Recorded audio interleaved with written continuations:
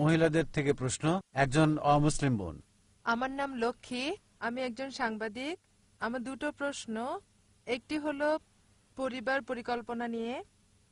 আমাকে আমার অন্য এক মুসলিম বন্ধু বলেছে যে আপনারা পরিবার পরিকল্পনা সমর্থন করেন না। আমি নিশ্চিত সম্ভবত আমার দাদি নানিদের সময় খুব বেশি খুশি হতো 10-15টা সন্তান জন্ম দিলে, কিন্তু রাষ্ট্রের নিয়ম অনুযায়ী আমি বলতে চাচ্ছি কিভাবে এটা থামানো সম্ভব যদি পরিবার পরিকল্পনা না থাকে। আমার দ্বিতীয় প্রশ্ন হলো, মুসলিম পুরুষেরা 4-5টা বিয়ে করতে পারে আমার মনে হয়, এবং তাদের স্ত্রীদের অনুমতির প্রয়োজন হয় না। আপনি জানেন, প্রথম স্ত্রীর অনুমতি বিয়ের জন্য, আমার ভুল হলে শুধরে দিন, একাধিক বিয়ের সংখ্যায় আসলে আমি কোনো যুক্তি দেখি না সেক্ষেত্রে, কারণ আমি বিশ্বাস করি এক পুরুষ এক নারী, এভাবেই বিবাহের নিয়ম। সুতরাং বিস্তারিত বলুন। ধন্যবাদ। বোন দুটো প্রশ্ন করলেন, খুবই ভালো প্রশ্ন, কিন্তু উত্তরটা অনেক বড়। প্রথম প্রশ্ন হলো পরিবার পরিকল্পনা, যে তিনি বললেন যে আমার দাদিদের সময় অনেক সন্তান জন্ম দেওয়া সেটা ভালো, কিন্তু এখন পৃথিবী বদলাচ্ছে। চলুন দেখি আপনার দাদি সঠিক না আপনি সঠিক।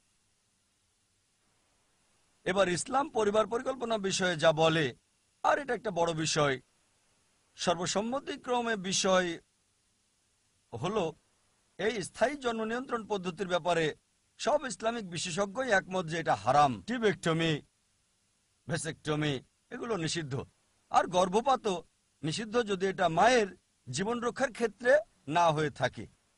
এইসব ক্ষেত্রে স্থায়ী পদ্ধতি ব্যবহার বা গর্ভপাত করাতে পারেন। যেমন ডাক্তাররা বলল যে এই মহিলার হার্টের সমস্যা আছে, আবার গর্ভধারণ করলে তার জীবনের জন্য হুমকি হতে পারে, বা একাধিকবার সিজার করা হয়েছে 3, 4, 5, আর একটা সন্তান তার স্বাস্থ্যের জন্য ঝুঁকি হতে পারে, সেক্ষেত্রে যে কোনো পদ্ধতির অনুমতি আছে। এবার আসুন, স্থায়ী জন্ম নিয়ন্ত্রণ পদ্ধতি গর্ভপাতের ব্যাপারে সম্মিলিত সিদ্ধান্ত হলো এটা হারাম, কারণ কোরআন বলছে সূরা আনামের 6 নম্বর অধ্যায়ের 151 নম্বর আয়াতে যে তোমাদের সন্তানদের হত্যা করো না দারিদ্রতার ভয়ে, কারণ আল্লাহ সুবহানাহু ওয়া তাআলা সর্বশক্তিমান ঈশ্বর, যিনি তোমাদের রিজিকদাতা, তোমাদের সন্তানদেরও। একই কথা আছে সূরা ইসরার অধ্যায় 17 আয়াত 31, তোমাদের সন্তানদের হত্যা করো না দারিদ্রতার ভয়ে, এটা আল্লাহ সুবহানাহু ওয়া তাআলা সর্বশক্তিমান ঈশ্বর, যিনি তোমাদের রিজিকের ব্যবস্থা করেন এবং তাদেরও। এখানে আমরা বুঝতে পারলাম যে কোরআন সন্তানদের হত্যা করা নিষিদ্ধ করেছে। আর যদি অস্থায়ী জন্মবিরতির ব্যাপারে বলেন, যেহেতু আমি একজন ডাক্তার, যদি গর্ভনিরোধের ব্যাপারে বলেন, সবচেয়ে পরিচিত হলো কপারটি, আর আমরা মেডিকেল কলেজেও শিখেছি এটা হচ্ছে গর্ভনিরোধ। কিন্তু পরে বুঝলাম যে এটা গর্ভনিরোধ না, এটা হচ্ছে গর্ভ নষ্ট করা। ডিম্বাণু এবং শুক্রাণুর মিলনে ভ্রূণের সৃষ্টি হয়, তখন নষ্ট করলে সেটা প্রাথমিক গর্ভপাত। এটাকে গর্ভনিরোধ বলা হয়, কিন্তু সঠিক কথাটি হবে গর্ভ নষ্ট করা। সুতরাং আপনি যদি একটু এগিয়ে চিন্তা করেন, অবশ্যই সেটা প্রাথমিক গর্ভপাত, আর এটাও নিষিদ্ধ। অস্থায়ী জন্মবিরতির ব্যাপারে ভিন্ন ভিন্ন মত রয়েছে। আমাদের প্রিয় নবীজি মুহাম্মদ সাল্লাল্লাহু আলাইহি ওয়াসাল্লামের কাছে একজন লোক আসলো আর বলল সে আজল করত, মানে রতিক্রিয়া থেকে বিরত হওয়া এবং নারী দেহে পুরুষের বীর্যস্খলনে বাধা দেওয়া। নবীজি নীরব ছিলেন। বিশেষজ্ঞদের একদল বললেন যেহেতু নবীজি নীরব ছিলেন অনুমতি দিয়েছেন, আরেক দল বললেন যেহেতু নবীজি নীরব ছিলেন অনুমতি দেননি। মতপার্থক্য রয়েছে। চলুন এবার আমরা আসল কারণটা দেখি। সুতরাং এখন কপারটির বিষয়ে বললে এটাও নিষিদ্ধ। ওসি পিল, খাবার জাতীয় গর্ভনিরোধগুলো শারীরিক পরিবর্তন আনে। আল্লাহ পবিত্র কোরআনে সূরা রুমে 30 নম্বর অধ্যায় 30 নম্বর আয়াতে বলেছেন দেহের কোনো পরিবর্তন করো না। আর আমি ডাক্তার হিসেবে অনেক জটিলতাই জানি। আসুন এবার মূল প্রশ্নে, কেন একজন পরিবার পরিকল্পনা গ্রহণ করবে, এটা মূল প্রশ্ন। চলুন কারণগুলো দেখি। জানেন যে আমরা ডাক্তাররা চিকিৎসাকে অগ্রাধিকার দেই। উপসর্গ দেখে চিকিৎসা হচ্ছে জীবাণু মেরে ফেলা, একটা হলো উপসর্গ সম্বন্ধীয়, অন্যটা হলো কারণটা জানা এবং সেটাকে শেষ করা। ব্যাপকার্থে প্রধানত দুটো কারণ হতে পারে কেন একজন পরিবার পরিকল্পনা গ্রহণ করবে। একটা কারণ হতে পারে সে গরিব এবং দারিদ্রতার কারণে বেশি সন্তান নিচ্ছে না, ভয় পাচ্ছে। আরেকটা কারণ হতে পারে সে ধনী কিন্তু কম সন্তান নিলে সুযোগ বেশি, তাদেরকে ডাক্তার, ইঞ্জিনিয়ার ইত্যাদি বানাতে পারবে। এবার প্রথম কারণটা দেখি। যদি কেউ গরিব হয়ে থাকে, ইসলাম দারিদ্রতার সমাধান দিয়েছে। মানুষ হত্যা করো না, সমাধান হলো জাকাত। ইসলাম ধর্মের একটি স্তম্ভ হলো জাকাত। প্রত্যেক ধনী মুসলিম যার নিসাব পরিমাণের চেয়ে বেশি সম্পদ রয়েছে, 85 গ্রাম স্বর্ণের চেয়ে বেশি, তারা তাদের ওই সম্পদের 2.5% প্রতি চন্দ্র বছরে দান করে দেবে। যদি প্রত্যেক ধনী লোক জাকাত দেয়, এই পৃথিবী থেকে দারিদ্রতা দূর হয়ে যাবে, আর দেখবেন একজন মানুষও ক্ষুধায় মারা যাবে না। সুতরাং যেখানে দারিদ্রতা, সমাধান হচ্ছে জাকাত। মানুষ হত্যা করা যাবে না। দ্বিতীয় কারণ হতে পারে, আমি ধনী, আমার টাকা আছে, কিন্তু আমার সন্তানকে ডাক্তার বানাতে চাই, নামকরা ইঞ্জিনিয়ার বানাতে চাই, এজন্য বিরতি দিচ্ছি। অল্প সন্তান হলে বেশি যত্ন নেওয়া যাবে। বোন, আমি আমার পিতামাতার 5ম সন্তান, যদি তারা পরিবার পরিকল্পনা গ্রহণ করতো আমি এখানে আসতে পারতাম না। বোন, আপনি কি জানেন আমি একজন মেডিকেল ডাক্তার, আর বর্তমান সমাজে সবচেয়ে ভালো যে পেশা সেটা মেডিকেল ডাক্তার, ঠিক? আমি কি সমাজের জন্য আশীর্বাদ না অভিশাপ? বোন, আমি পিতামাতার 5ম সন্তান। যদি আমার পিতামাতা পরিবার পরিকল্পনা গ্রহণ করত তাহলে আমি এখানে থাকতে পারতাম না। আর আমি আমার ডাক্তারি পেশা ছেড়ে দিয়েছি আরো ভালো পেশার জন্য, তা হলো সত্য প্রচার করা। আল্লাহ বলেন পবিত্র কোরআনের সূরা ফুসিলাতের 31 নম্বর আয়াতে, ওয়ামান আহসানু ক্বালাম মিম্মান দাআ ইলাল্লাহি ওয়া আমিলা সালিহান ওয়া ক্বালা ইন্নানি মিনাল মুসলিমিন। তার কথার চেয়ে আর কার কথা উত্তম যে মানুষকে ডাকে প্রভুর দিকে, মহান আল্লাহর দিকে, সৎকর্ম করে আর বলে আমি তাদেরই একজন যে নিজের ইচ্ছাকে সমর্পণ করে আল্লাহর কাছে। আমি ডাক্তার হতে চেয়েছি কারণ আমি মনে করেছি যে এটাই সেরা পেশা, এটা ভালো পেশা। আমি মন্দ বলছি না, কিন্তু আমি আরো ভালো পেশা পেয়েছি। দেহের ডাক্তার হচ্ছে, আমি আত্মার ডাক্তার হয়েছি। যদি মেডিকেল ডাক্তার হতাম তবে এখানে 10-15 হাজার মানুষ পেতাম না, ঠিক?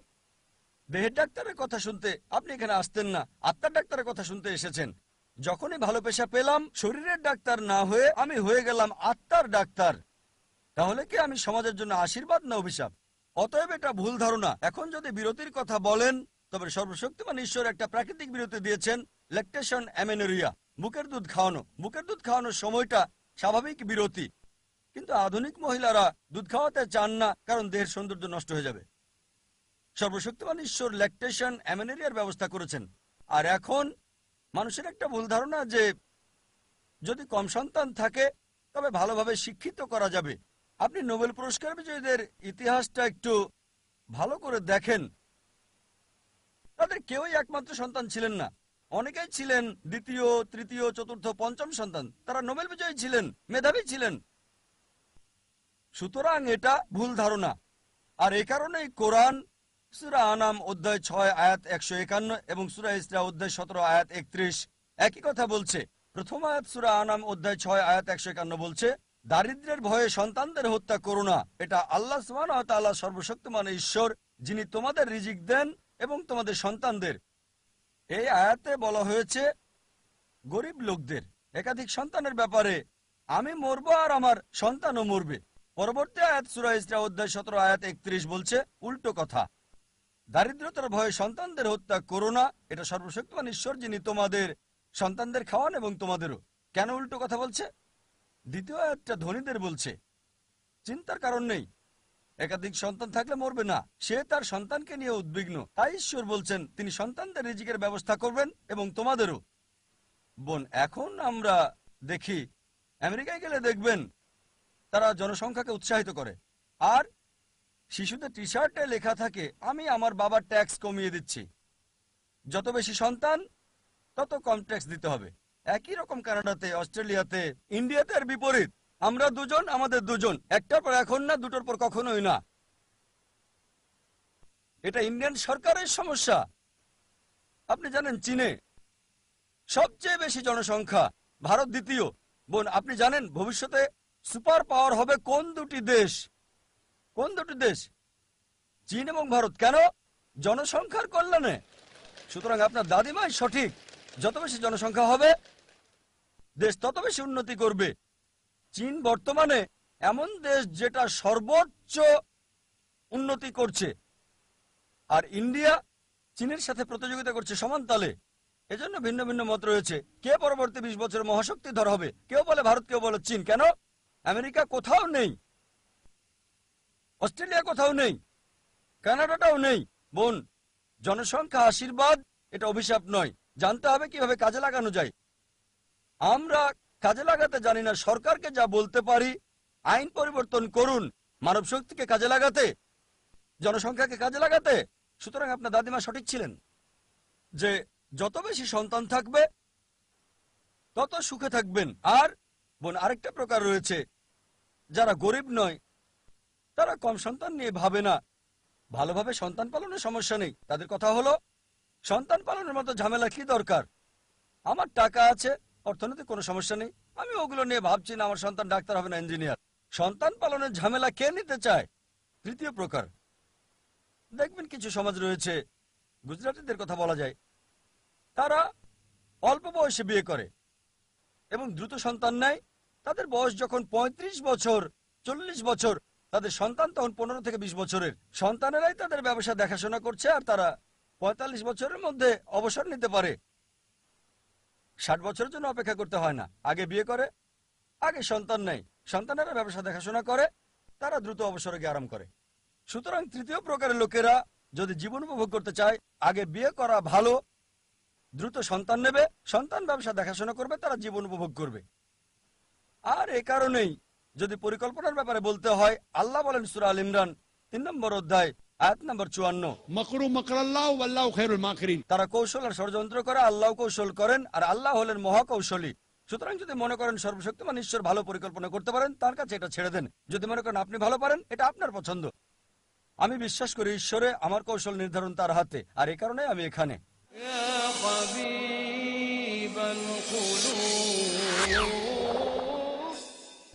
رمضان قد أهل بالصيام وأطل আসসালামু আলাইকুম ওয়া রাহমাতুল্লাহ।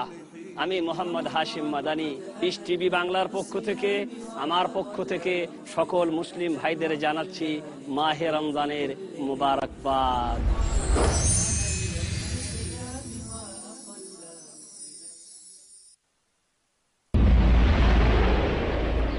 ডাক্তার জাকিরের আন্তরিক বার্তা, সবচেয়ে লাভজনক ব্যবসা। আপনি কি জানতে চান কোন ব্যবসা আপনাকে সর্বোচ্চ মুনাফা দিতে পারে? কোরআন এই মূল্যবান তথ্য বলে দিয়েছে। সূরা বাকারা সূরা নম্বর ২ আয়াত নম্বর ২৬১। যারা আল্লাহর রাস্তায় সম্পদ ব্যয় করে তাদের উদাহরণটা হচ্ছে শস্যদানার ন্যায়, যেটি বৃদ্ধি পায় ৭ শীষে এবং প্রত্যেক শীষে আছে ১০০টি দানা। এবং আল্লাহ সুবহানাহু ওয়া তাআলা যাকে ইচ্ছা বৃদ্ধি করে দেন। যদি আপনি আল্লাহর রাস্তায় ব্যয় করেন, আপনি রিটার্ন পাবেন ৭০০ গুণ বেশি। ব্যবসায়িক ভাষায় আপনি তাহলে সেখানে পাবেন ৭০,০০০%। আর কোন ব্যবসা আপনাকে এর চেয়ে বেশি মুনাফা দিতে পারবে? আজই বিনিয়োগ করুন আল্লাহ তাআলার রাস্তায়। পিস টিভি বাংলা, মানবতার সমাধান।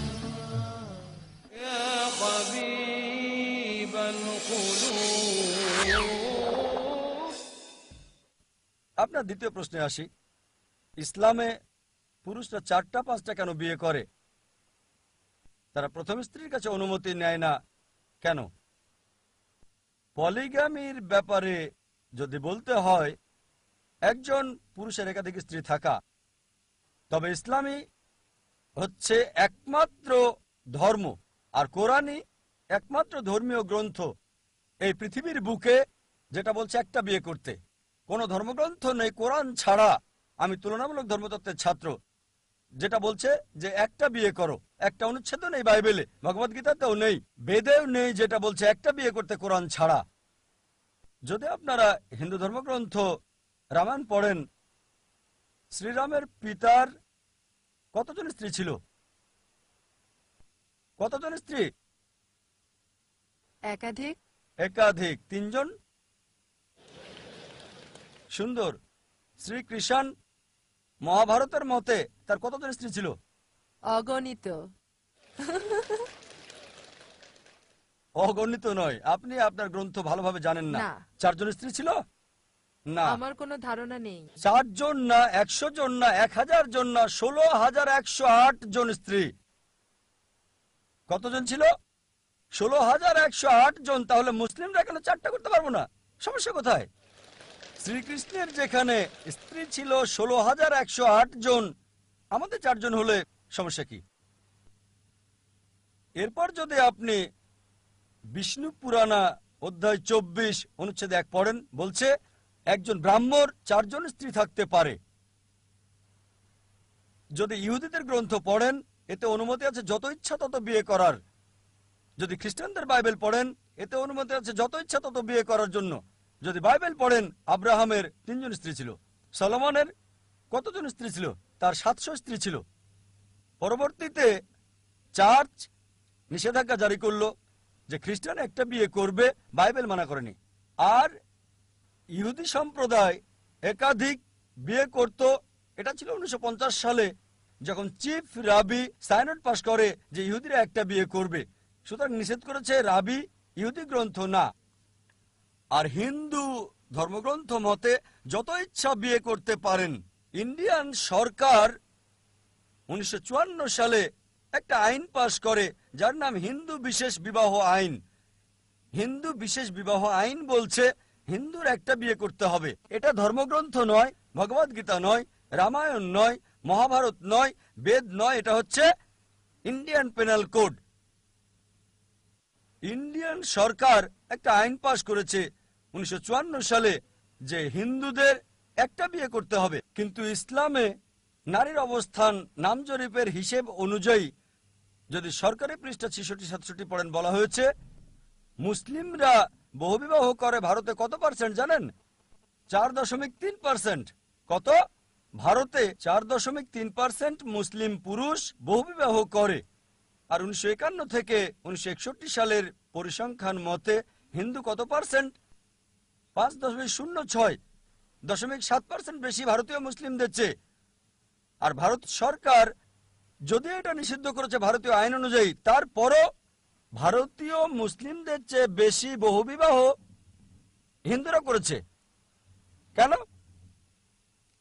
চলুন এবার দেখি কোরআন কি বলে। কোরআন বলছে সূরা নিসা অধ্যায় 4 আয়াত 3, তোমাদের পছন্দের মেয়েকে বিয়ে করো 2, 3 বা 4, কিন্তু যদি ন্যায় বিচার করতে না পারো তাহলে একটা। এই কথাটা যে একটা বিয়ে করো কেবল কোরআনে আছে, আর কোনো ধর্মগ্রন্থে নেই। বলা হয়েছে পছন্দের মেয়েকে বিয়ে করতে 2, 3 বা 4, কিন্তু ন্যায় বিচার করতে না পারলে একটা বিয়ে করো। আর কেউ যদি একের অধিক বিয়ে করতে চায়, কোরআনের দেওয়া একটা শর্ত হলো ন্যায় বিচার করা। যদি সমান আচরণ করতে না পারো একটা বিয়ে করতে হবে। এখন কি কারণ, যুক্তিসঙ্গত কারণ একজন ভাবতে পারে কেন ইসলাম পুরুষকে একের অধিক বিবাহ নির্দিষ্ট করেছে? অনেক অমুসলিম মনে করে এটা ফরজ, বাধ্যতামূলক। মুসলিম পুরুষের জন্য একাধিক স্ত্রী থাকা ফরজ। এটা বাধ্যতামূলক নয়, অতিরিক্ত। এটা ফরজ না, এটা বাধ্যতামূলক নয়। আপনি কতজন মুসলিম পুরুষকে চেনেন যাদের একাধিক স্ত্রী আছে? বোন, আপনি কতজনকে চেনেন? কতজনকে আপনি চেনেন? অল্প কয়েক। কতজন? অল্প কয়েক। অল্প মানে 1, 2, 3 কয়জন? হ্যাঁ, কমপক্ষে 3 জন। প্রায় 3 জন। ধর্মেন্দ্রের কথা শুনেছেন? হ্যাঁ। তার কজন স্ত্রী ছিল? 2 জন। মুসলিম না অমুসলিম? অমুসলিম। অমুসলিম। আপনার সাবেক মুখ্যমন্ত্রী, ওনার নাম কি? জয়ললিতা। হ্যাঁ। হিন্দু না মুসলিম? হিন্দু না মুসলিম? হিন্দু। হিন্দু। সুন্দর। এরা বিখ্যাত ব্যক্তিত্ব, ঠিক আছে? ইন্ডিয়াতে কয়জন বিখ্যাত ব্যক্তিত্বকে আপনি চেনেন যাদের একের অধিক স্ত্রী? চেনেন এমন 3 জন হতে পারে, ঠিক? হ্যাঁ। হতে পারে তারা আপনার প্রতিবেশী, হতে পারে সহকর্মী। ইন্ডিয়াতে অনেক অমুসলিম আছে যাদের একাধিক স্ত্রী আছে, মুসলিমদের চেয়ে বেশি। চলুন এবার দেখি যুক্তিসঙ্গত কারণ কি, যুক্তি দিয়ে দেখি। স্বাভাবিক অবস্থায় যে কোনো ডাক্তারকে জিজ্ঞেস করলে সে বলবে পুরুষ এবং নারী জন্ম সমান অনুপাতে হয়, ছেলে এবং মেয়ের জন্ম সমান অনুপাতে। কিন্তু যে কোনো ডাক্তার, শিশু বিশেষজ্ঞ, শিশু চিকিৎসক আপনাকে বলবে নারী জাতি, কন্যা সন্তান ছেলে সন্তানের চেয়ে বেশি শক্তিশালী। এ কারণেই কন্যা শিশুর তুলনায় বেশি ছেলে শিশুর মৃত্যুর হার। সুতরাং ছোট সময় থেকেই কন্যা সন্তান ছেলে সন্তানের চেয়ে বেশি হয়। আর জীবনে চলার পথে অনেক মানুষই মারা যায় দুর্ঘটনায়, মদ্যপানের জন্য, যুদ্ধের কারণে। এক্ষেত্রে নারীদের চেয়ে পুরুষের মৃত্যুর হার বেশি। এখন যদি পৃথিবীর দিকে তাকান, দেখা যাবে পুরুষের তুলনায় নারীর সংখ্যা অনেক বেশি। তৃতীয় বিশ্বের কিছু দেশ আছে, যেমন ইন্ডিয়া, যেখানে নারীদের তুলনায় পুরুষের জনসংখ্যা বেশি। আপনি কি জানেন কেন? কারণ হলো মেয়ে ভ্রূণ নষ্ট করা, কন্যা সন্তান হত্যা করা। একটা আর্টিকেল অনুযায়ী একটা প্রোগ্রাম বিবিসিতে দেখাতো, নামটা ছিল লেট হার ডাই, এই নামে প্রোগ্রামটা চলতো। একজন ব্রিটিশ রিপোর্টার এমিলি বেকানন ভারতে আসেন এবং বলেন প্রতি বছর ভারতে 10 লক্ষেরও বেশি ভ্রূণ নষ্ট করা হয় যখন জানা যায় এগুলো কন্যা সন্তান। তিনি আরো বলেন প্রতিদিন 3000-এরও বেশি, গুণ করে দেখেন 1 মিলিয়নের বেশি প্রতি বছর। তামিলনাড়ুর সরকারি হাসপাতালের হিসাব অনুযায়ী এতে বলা হয়েছে 10 জন শিশুর মধ্যে আপনি কি জানেন কতজনকে মেরে ফেলা হয়? 4। আপনি কি এটা জানতেন? তামিলনাড়ু, আপনার এলাকা, আপনার প্রিয় এলাকা, সরকারি হিসেব মতে 10 জন জীবিত কন্যা সন্তানের সরকারি হাসপাতালে 4 জনকে মেরে ফেলা হয়। বিলবোর্ড লাগানো আছে রাজস্থানে, সেখানে লেখা আছে যে 500 রুপি খরচ করুন আর বাঁচান 5 লাখ রুপি। তাহলে এর মানে কি? 500 রুপি খরচ করুন, আল্ট্রাসোনোগ্রাফি করুন, অ্যামনিওসেন্টিসি করুন, কন্যা সন্তান চিহ্নিত করুন আর গর্ভপাত করুন, আর 5 লাখ রুপি বাঁচান। 5 লাখ রুপি।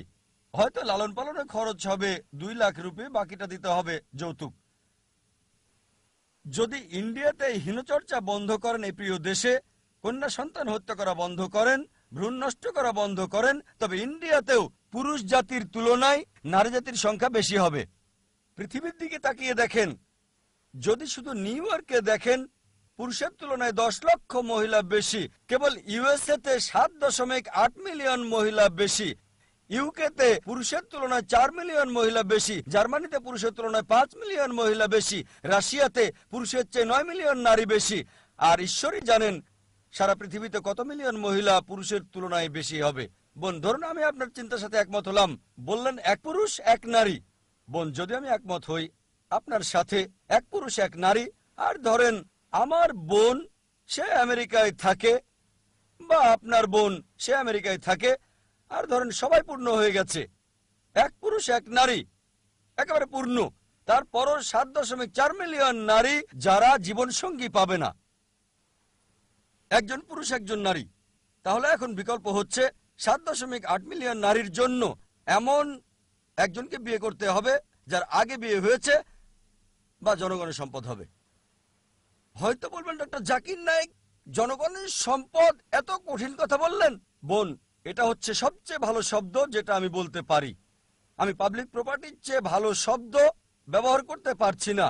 আমেরিকার হিসাব মতে আপনি জানেন একজন পুরুষ একজন স্ত্রীর সাথে স্থায়ী হওয়ার পূর্বে গড়ে 8 জন ভিন্ন ভিন্ন সেক্স পার্টনার থাকে। এটা কি জানেন আপনি? গড়ে 8 জন। কারো 1 জন থাকতে পারে, কারো 10 জন থাকতে পারে, কারো 20 জন থাকতে পারে। একজনের সাথে স্থায়ী হওয়ার পূর্বে 8 জন। সুতরাং একমাত্র বিকল্প হচ্ছে যদি আমার বোন আমেরিকায় থাকে বা আপনার বোন আমেরিকায় থাকে আর তাকে এই সুযোগ দেওয়া হয়, ধরেন তখন সবাই পূর্ণ হয়ে গেছে, একজন পুরুষ একজন মেয়ে পেয়েছে নিজের জন্য। দুঃখজনকভাবে আমার বোন বা আপনার বোন তাদের একজন এমন হয়ে যায় যারা জীবনসঙ্গী পাচ্ছে না। তাদের জন্য একমাত্র পথ হয় এমন একজনকে বিয়ে করা যার স্ত্রী আছে, বা জনগণের সম্পদ। যে কোনো ভদ্র মহিলা প্রথমটাই বেছে নেবেন। বোন, আপনার বোনের জন্য কোনটা চাইবেন? এমন কাউকে বিয়ে করা যার বউ আছে বা জনগণের সম্পদ? আমার বোনের এখনো বিয়ের সময় হয় নাই। যখন বড় হবে তখন যদি আমেরিকায় যায় বা আপনি আমেরিকায় যান, তার পছন্দ। আপনি কোনটা চাইবেন একজন বড় বোন হিসেবে? আপনি চাইবেন জনগণের সম্পদ হোক বা স্ত্রী আছে এমন কাউকে বিয়ে করা এবং সমান অধিকার পাওয়া? ইসলামে যদি দ্বিতীয় স্ত্রী থাকে সমান অধিকার নিশ্চিত করতে হবে। আমেরিকাতে জনগণের সম্পদের কোনো মূল্য নেই, সে অপমানিত, অসম্মানিত। ইসলামে তার সমান অধিকার রয়েছে, সম্মান রয়েছে। ছোট বোনের জন্য কোনটা চাইবেন যখন সে বড় হবে? অনেক সময় সত্য কথা বলা অনেক কঠিন, ঠিক না বোন? বিশেষ করে এমন অনুষ্ঠানে দর্শকের সামনে। আচ্ছা ঠিক আছে, আমি আপনার উত্তর পেয়ে গেছি। Thank you. আপনার নীরবতায় বলে দিচ্ছে। এই কারণেই ইসলামে পুরুষকে একাধিক বিয়ে করার অনুমতি দেয়, নারীকে রক্ষা করার জন্য, তাকে ছোট করার জন্য না। আপনার এই প্রশ্নে যে এটা কি বাধ্যতামূলক স্বামী স্ত্রীর কাছে অনুমতি নেবে? বাধ্যতামূলক না, কারণ যদি সে রক্ষা করতে চায়, যদি অন্য কোনো মহিলাকে রক্ষা করতে চায়, বোন আমি মানছি যে স্বাভাবিক অবস্থায় কোনো মহিলাই চাইবে না তার স্বামীকে অন্য কোনো মহিলার সাথে শেয়ার করতে, এটা আমরা মানি, এটা মানুষের স্বভাব। কিন্তু সেই মহিলা যদি ভালো মুসলিমা হয়, যদি ভালো মুসলিম নারী হয়, সে কি করবে? বড় ক্ষতি ঠেকাতে গিয়ে ছোট ক্ষতি মেনে নেবে। সে বলবে জানি স্বামী শেয়ার করা আমার জন্য ক্ষতি, কিন্তু আমি বরং ছোট ক্ষতি মেনে নেব আমার বোনকে জনগণের সম্পদ হওয়া থেকে রক্ষা করার জন্য।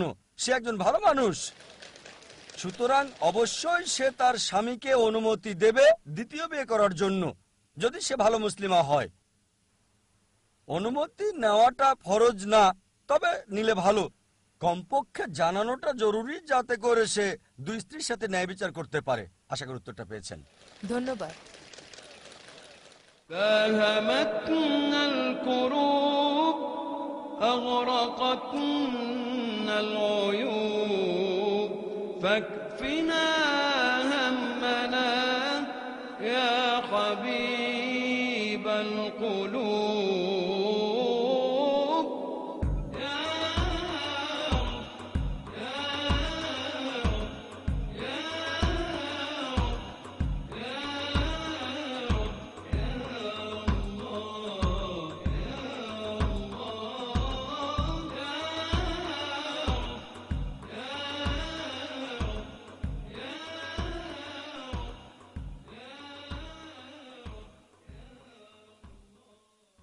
মুমিনের চাল চলন, ইসলামী তরিকা আমলের